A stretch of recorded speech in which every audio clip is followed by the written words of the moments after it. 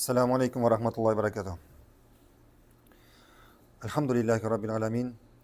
أشهد أن لا إله إلا الله وحده لا شريك له وأشهد أن محمدا عبده ورسوله صلى الله عليه وعلى آله وصحبه أجمعين. Allah'ın büyük nimeti bilen biz sizin bilen Rabbin kim kitabını başladık. Rabbin kim kitabını başladık hem indi azın Allah'ını öğrenip bittik. Şu an kadar kişilerin gıybet kılmaganlarına kalıp bittik. Tevhid meselesine kirdik. Hem tevhidinin ehemmiyetin niçin kişi tevhid öğrenirken öğrendik. Şöyle ayttık tevhid neçe türlü bulunan dedik. Ha? Üç türlü dedik. İndiler var tevhid. Nam tevhid rububiyye, tevhidul esma ve sıfat ve tevhid uluhiyye. Tayyip. Biz bilen aldığı derslerde tevhid rububiyyini öğrendik. Ayrım. Şulay öğrendik sizin bilen şefaat turunda. Ayttık şefaat meselesinde kişilerin yoluşların hem şefaatini üç türlü bulunan dedik. Hem indi bugün Allah'ın rahmeti bilen tevhidinin ikinci bir bölümüne hem indi bik ahamiyetli bölümüne hem bunu dersiz bik ahamiyetli dersimiz olmamızsa tevhid el-uluhiyye. Tevhid el-uluhiyye. Hazır inşallah meseleklerini biz sizinle öğrenip bitiririz. Büyük Allah bir minut. Evet.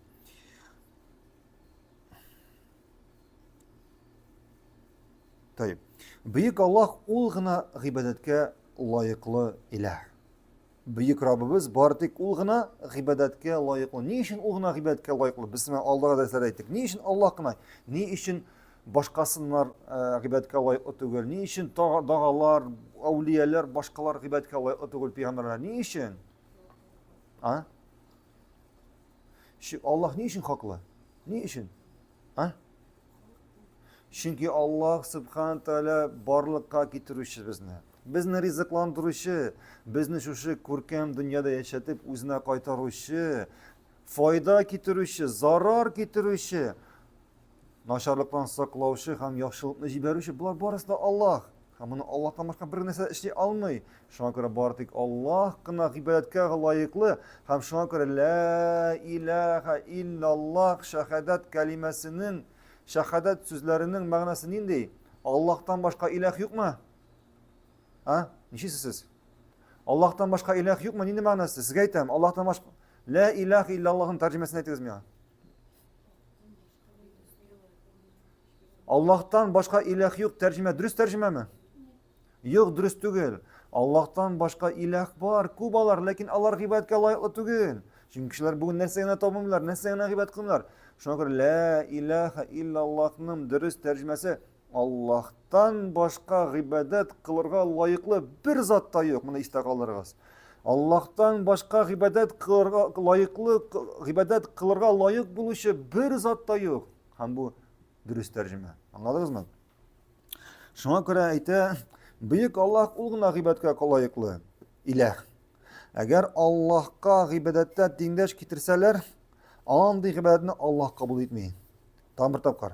Eğer Allah'a gıybetette dindeş getirseler andı gıybetini Allah kabul etmeyin. Gıybetet iki nersege nigizlengen. Mehabet hem buysun o. Yani biz niye Allah'a gıybet kılabız? Çünkü biz Allah'ını yaratabız. Niçin biz Allah'ını yaratабыз? Biz etiyani niye biz etiyanini yaratabız? Çünkü etiyani bizning tuğumuzga sebepçi bulan bizni o'stirgan, bizni o'stirgan sebepler kılgan. Allah subhanahu teala bor misallardan da Allah, ol bizning etiyanilar bizning.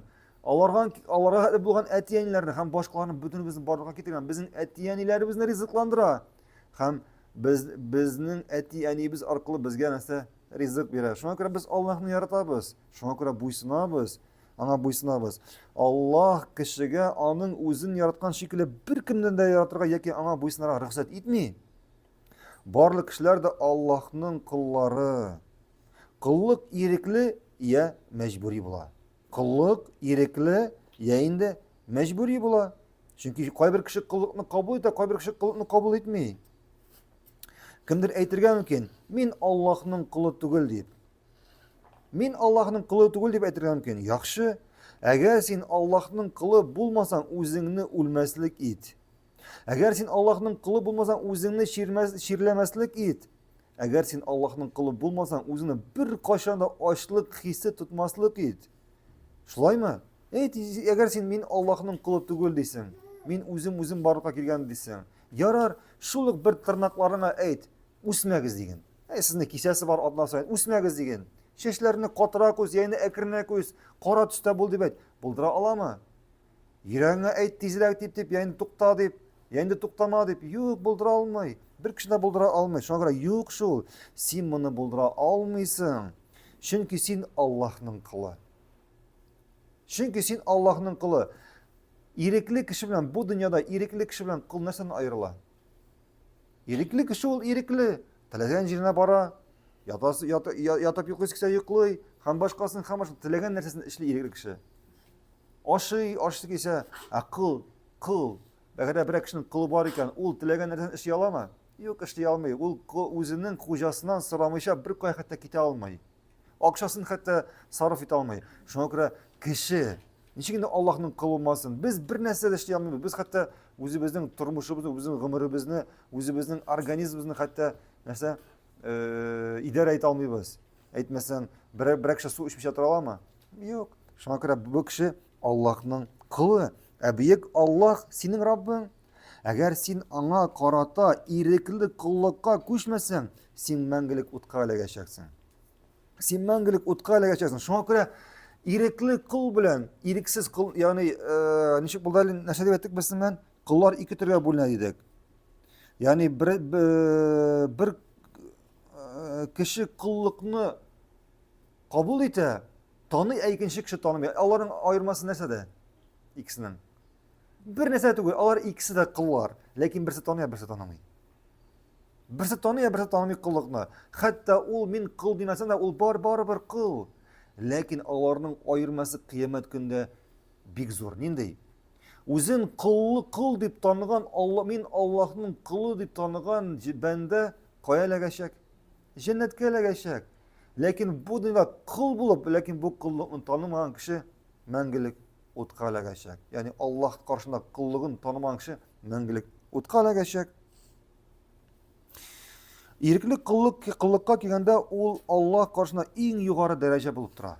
Ягъни кемдер кыллыкны теге берәр түбән дәрәҗә дип атар. Юк, бу югары дәрәҗә булып тора. Шуның өчен Аллаһ берәрсен мактыйсы килсә, ул аларны кыллар дип атый. Мәсәлән, ул әйтә Коръәндә: "Субханаллази асра би'абдихи лейлан минал масҗидил харам илал масҗидил акса."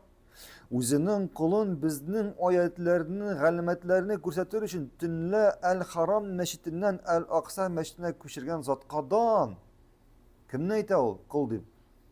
Пәйгамбәребезне саллаллаһу алейхи ва саллям. Аллаһ субханаһу тааля аны бер төн эчендә Әл-Харам мәчетеннән кая? Иерусалимга, Акса мәчетенә күчерә. Шуңа күрә Аллаһ каршында бу дөньяда ул кыл булу түбәнселек. Чөнки бу дөньяда булган хуҗалар бит алар Аллаһ шикелле гадел түгел. Аллаһ шикелле мәрхәмәтле түгел. Аларда бит Аллаһның сифатлары юк. Алар җәберлиләр, алар зулымлык кылар. Аллаһ субханаһу тааля зулым үзенә һәм үзенең бәндәләренә тыйды. Аллаһ иң күркәм, иң юмарт, иң яхшы. Кулыннан бар нәрсә килә, бар нәрсә кодрәтле. Әйткән сүзендә тора. Бер нәрсәне онытмый, армый, ачулан, әгәр дә аның ачуын чыгармаслар. Шуңа күрә Аллаһ каршында кыл булу, ничек инде менә Аллаһ иң юмарт, иң гадел, сораганга җавап бирә, ишетә, зулымлык бер кашан кылмый. Гел әле үзенең кылларына кыл үзенә нәрсә яхшымы, яса начар икәнен белми, Аллаһ белә. Һәм үзенең кылына бардык хәерлек нәтили. Ничек инде шундый затның кылы булырга күркәм булмасын. Аллаһның кылы булу ул бөек дәрәҗә. Һәм Аллаһ ул үзенең кылы булган кешеләргә кылларын таныган кылларын әсә үзенең рәхмәтен ача. Бу дөньяда һәм ахирәттә. Аларга бәхет белән тутыра йөрәкләрен бу дөньяда һәм ахирәттә. Аллаһ пәйгамбәрне үз кылы дип атап мактады дидек, шулаймы? Таyyib. Ни өчен кешеләргә нуктан башлап Мөхәммәдкә хәтле elchilar jiberdiler. Biz bilamiz, yer shari borliqqa kelgandan so'ng Nuh'tan başlap peygamberimize kadar elchilar jiberildi. Har bir xalqqa elchilar jiberildi, har bir xalqqa. Ni işin so'rov? Ni işin? Kim javob beradi? Ha? Oyat bilan javob beringiz. Ha? Ni işin Allah elchilar jiberdi? Menga oyat bilan javob beringiz Qur'ondan. Ha? Qishqirib ayt. Ahsan. وَلَقَدْ بَعَثْنَا لِكُلِّ أُمَّةٍ رَسُولًا nişik? أَنِ اعْبُدُوا اللّٰهَ وَاجْتَنِبُوا الطَّاغُوتَ. Biz uşul ayettan. Biz her bir ümmetke elchilar jiberdik. Ne için? أَنِ اعْبُدُوا اللّٰهَ وَاجْتَنِبُوا الطَّاغُوتَ. Bir Allah'a ibadet kılınız hem tağutlardan saklanınız deyip, yırağayınız deyip. G'ibadat bilan, hamında avtor bize cevap bire, g'ibadat bilan Allah'ını g'ibadette birlev arasında bir zor ayırma var. İntabih. G'ibadat kılu bilan, g'ibadette bir Allah'ını birlev arasında bir zor ayırma var. Nindi ayırma? G'ibadat o bir narsa, Allah'ını g'ibadette birlev ikinci bir narsa. Çünkü g'ibadat barlık elçilerden Nuh'tan başlayıp Muhammed'e katlı kişilerge Allah'ını g'ibadetlerinde birlesinler için keldiler. Allah kişilerini Allah'a g'ibadet kılırga tugul, bir Allah'a g'ibadet kılırga öndediler. Bu büyük mühim mesele. İhtibar etiniz. Peygamberler kelmediler g'ibadet kılığız Allah'a deyip. Bir Allah'a okudum ayet. Anibudullah ve ijtenibut tağut. Bir Allah'a g'ibadet kılıp başka ilahlardan baş tartığız deyip keldiler. Bir Allah'ın g'ibadette birleğiz deyip keldiler. Kimler? Elchilar. Hem Allah'ını bir g'ibadette birlev ol narsa endi tevhid uluhiyye bular. Tevhid uluhiyye Allah'ını başka Allah'tan başka bir kimge de g'ibadet kılmao. Ne için Allah'tan başka bir kimge de g'ibadet kılmıyoruz? Ne için? Ne için? Ne için? Çünkü başka ilahlar g'ibadetke layıklı değil. Çünkü başka ilahlar g'ibadetke layıklı değil. Mesela Induslar sığırlarga tapınalar. Onların ilahları sığırlar. Onlar g'ibadetke layıklı mı sığırlar? Yok, layıklı değil. Mesela kimdir peygamberlerge tapınalar. Peygamberler g'ibadetke layıklı mı? Yok, layıklı değil. Kimdir feriştege tapınalar. Quyoshga tapınalar. Yıldızlarga, taşka, onlar g'ibadetke layıklı mı? Yok, layıklı değil. Çünkü onlar özlerine de başkalarga da zarar keltire almıyorlar. Tayyip. Muhammed sallallahu aleyhi ve sellem kelgancha ko'p ilahlarga g'ibadat qiluvchilar shunday Allohga da g'ibat qildilar. Biz bilamiz mushriklar payg'ambarimiz sallallohu alayhi va sallam kelganda Allohga g'ibat, Allohga ishonalar edimi? Ishonalar edi. Allohga g'ibat qilalar edimi? Qilalar edi. Nindi ularning Allohga ishonalari nindi dalil bilan? Kim biladi? Luqman surasida. Luqman surasida dalil nindi? وَلَئِنْ سَأَلْتَهُمْ مَنْ خَلَقَ السَّمَوَاتِ وَالْأَرْضِ لَيَقُولُنَّ اللّٰهِ. Eğer onlardan sorasan, kim bu yerlerini köklerini barıma getire? Allah ayetlerine Allah deyip, Allah şahip Allah'a ibadet kıldılar, Allah'a kurban çaldılar. Hem başkası namazlar okudular. Allah da Allah'ını yaratabız deyip bildirdiler. Hacılarını aşattılar müşrikler. Konakka sıy hürmet gösterdiler. Kureyş müşrikleri şekilli sadaka verişi, hacılarını sıylavışı, hacılara hürmet gösterişi bugün günde bir kişi de yok. Onlar iyilikinin en birinci orundaydı. Ne işin şeyler bunlar? Ne işin onlar bunu işlediler? Allah rızalığı için işlediler. Allah'a yakınaya için işlediler. Barısı da Allah rızalığı için kılındı. Ama Peygamberimiz sallallahu aleyhi ve sellem onlarını Allah'a bir Allah'a g'ibadet kılarga ündegende onlar bir gacaplandılar, hem ettiler. Ecegale aliheten ilahen vahiden inne haze leşeyun acab. Allah ettiler, elle ol barlık ilahlarını bir ilahlarına eğlendirdi mi? Şunlukta bu gacayip nerse Sad suresinin 5. ayeti. Yani onlar gacaplandılar. Allah bit Allah'a g'ibadet kılar. Lakin onların problemleri nersedeydi? Allah bilen bir retten başka putlarga da şulayıp tabındılar. Başka putlarga da kurban çaldılar. Dua bilen müracaat ettiler hem başkası namazlar okudular. Tayyip. Шунлыктан төп мәсьәлә алар Аллаһка гыйбадәт кылмада түгел иде. Әмма эш алар Аллаһка гыйбадәттә тиңдәшләр китердә иде. Шуңа күрә кеше бары тик бер Аллаһны гына биекләгәндә, аны гына яратканда, аннан гына курыкканда, аннан гына ярдәм сораганда, аннан гына сорап мөрәҗәгать иткәндә бер илаһка гыйбадәт кылучылардан була. Бер илаһка гына гыйбадәт кылучылардан була. Шуңа күрә син бүген, без бүген, безнең дә күп кеше шушы мөшрикләр шумган ширккә, Аллаһны башка илаһләргә тиңдәш китерүдә шушы гынахка чумдылар. Кеше бүген бер Аллаһка гыйбадәт кылып, шул вакытта барып үлгән мәйетләрдән сорый икән, ул бер Аллаһка гына гыйбадәт кылмый. Кеше Аллаһка гыйбадәт кылып, монда хаҗга килеп, умрага килеп, Пәйгамбәребезнең мәчетенә килеп, Пәйгамбәребезнең кабере янына килеп, кулларын күтәреп Пәйгамбәрдән сорый икән, бу бер Аллаһка гыйбадәт кылмый. Бу мушрик. Кеше Аллаһ белән гыйбадәт кылып, шунда Аллаһка гыйбадәт кылып, бүген барып берәр имамнарга, әүлияләргә барып сорый икән, аларга дуга белән җалбара икән, аларга өметләнә икән, бу кеше бер Аллаһка гына гыйбадәт кылмый. Кеше бүген Аллаһка гыйбадәт кылып, үзенең сабыена, башына балан тәлгәше элеп куя икән, ул аны саклый дип. Я инде бакалар куя икән, акча китерә дип. Я инде ишек төбенә дагалар, башка инде үләннәр элеп куя икән, шайтаннан саклый дип. Башка нәрсәләр, битиләр табып куя, ул Аллаһка гыйбадәт кылмый. Ул бер Аллаһка гыйбадәт кылмый, ул Аллаһ белән бер рәттән шушы битиләргә, шушы дагаларга, шушы үләннәргә, шушы сыннарга һәм башкаларга гыйбадәт кыла. Аңладыгызмы? Шуңа күрә Аллаһка тәүхид улухи кеше кашан тәүхид иясе була? Кашан ул бер Аллаһны гына гыйбадәттә берлей. Бер Аллаһны гына гыйбадәттә берлей. Шул вакытта ул бер Аллаһка гыйбадәт кылучы була. Шул вакытта ул тәүхид иясе, ул Аллаһ белән бер рәттән башкаларга Аллаһка намаз укыса, хаҗ кылса, намазын укыса, шул вакытта шул ук вакытта башка илаһләрдән сорый икән, башка нәрсәләргә өметләнә икән, башка нәрсәләргә гыйбадәт кыла икән, курбанчыла икән, бу тәүхид иясе түгел. Бу мушрик, һәм мондый кеше тәүбә итмичә үлеп китсә, мәңгелек утка эләгәчәк. Аллаһ Субханаһу Тәгалә үзе сакласын. Аңладыгызмы? Сәгать ничә ул?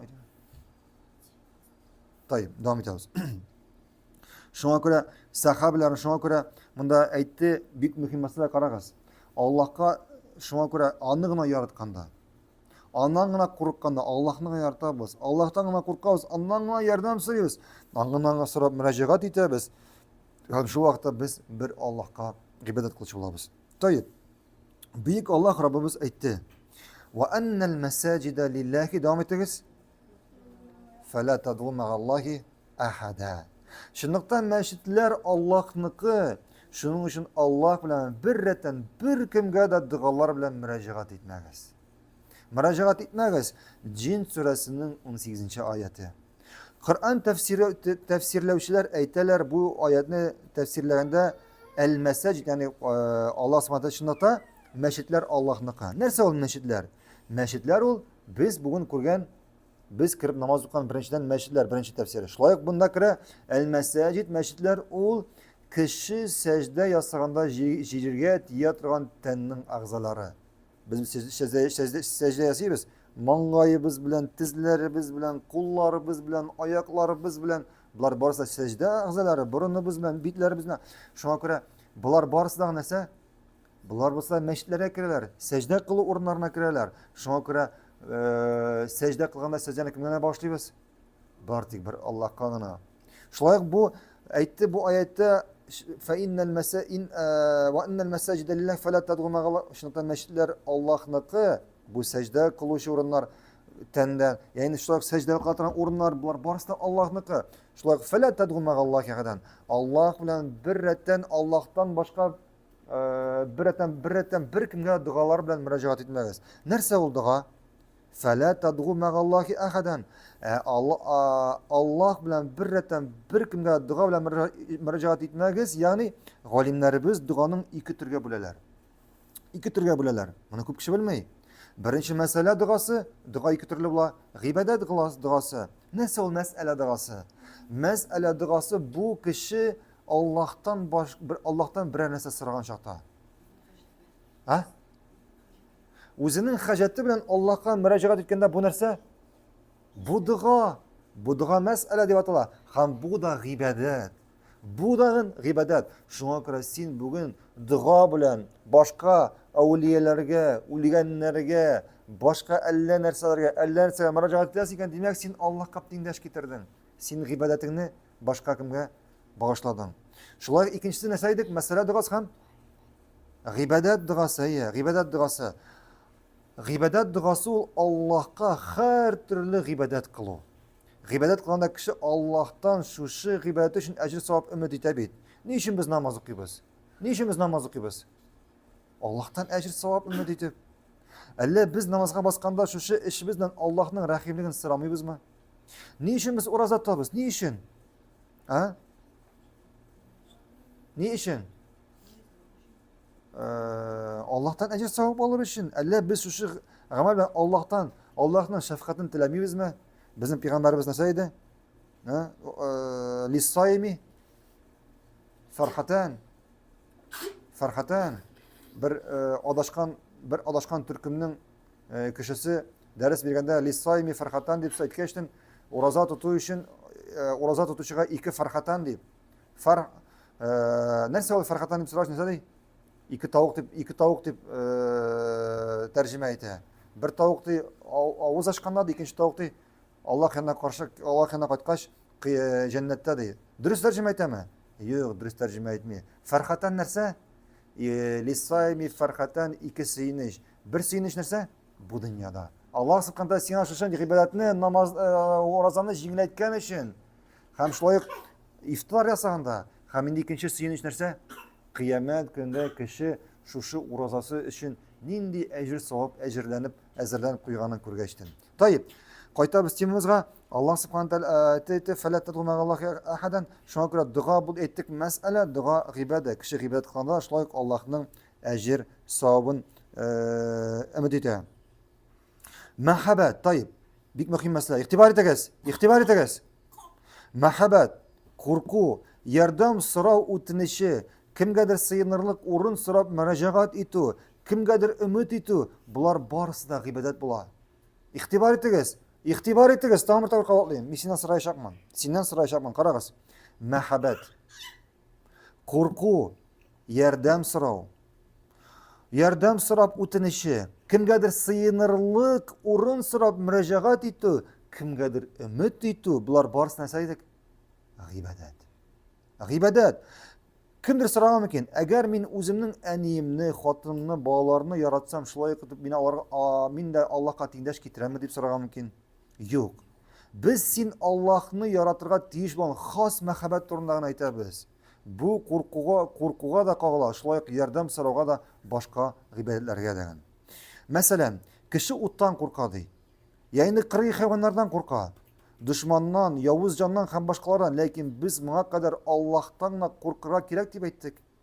Шулай итеп уттан курку, кыргый хайваннардан һәм башкалардан курку Аллаһка тиңдәш китерү буламы?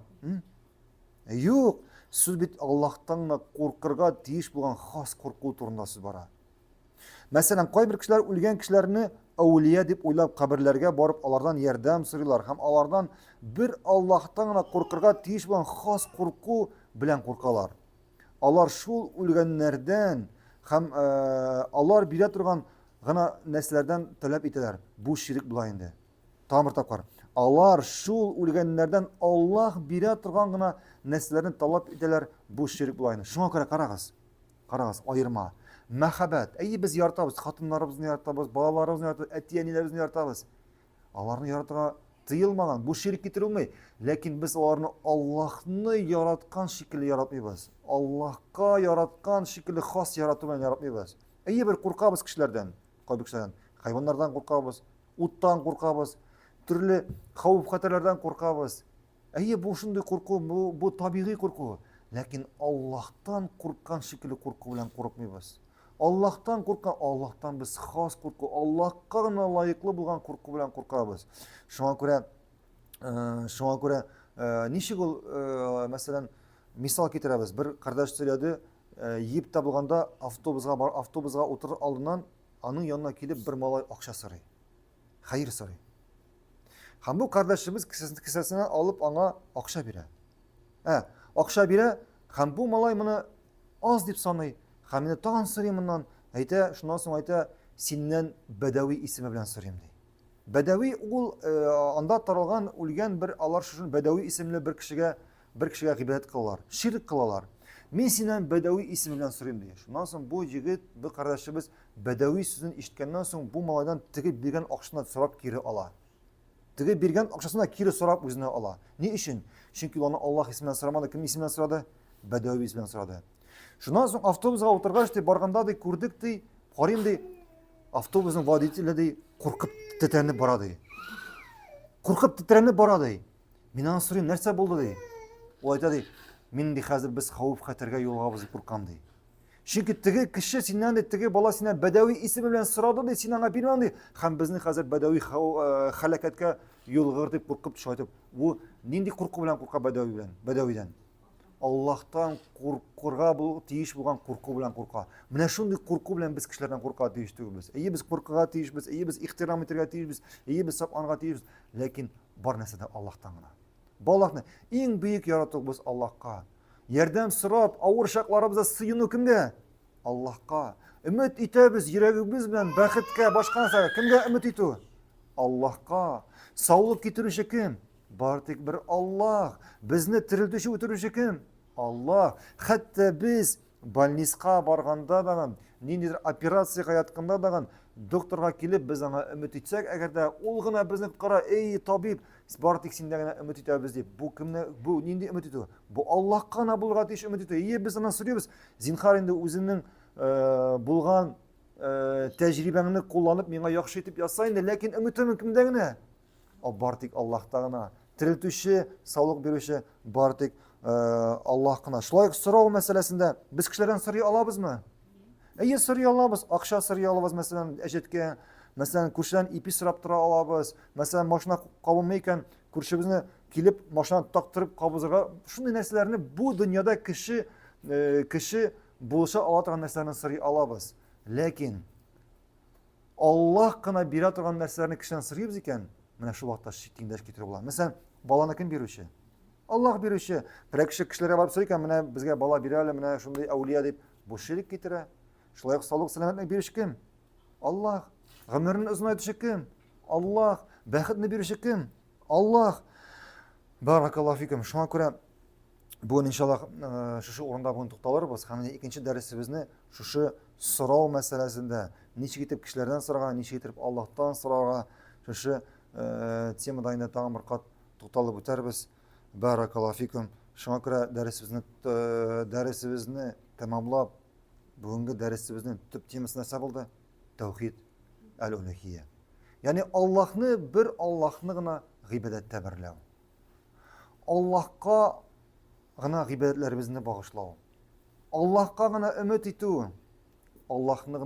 Allah'ni yaratu, xos yaratu bilan Allah'ni gına yaratu. Allah'qa gına sıyınu ağır vaqtlarımızga. Allah'qa gına dua bilan müracaat etu. Yani bularning barisi narsa bir g'ibatni Bartek bir Allah'qa gına tapşırı. Barakallahu fikum. Haminde Allah'tan sırayız. Allah subhanahu teala bizni barımızdan bir Allah'qa gına g'ibat qilishlardan etemindi. O'lgancha Allah'qa qaytganchaga qadar bizni tavhid egalari etib, endi Allah'qa tavhid egalari bo'lib aylanib qaytarga nasib etsin. Subhanakallahumma bihamdik ashhadu an la ilaha illa ant astagfiruka va atubu ilayk. Assalomu alaykum va rahmatullohi va barakatuh.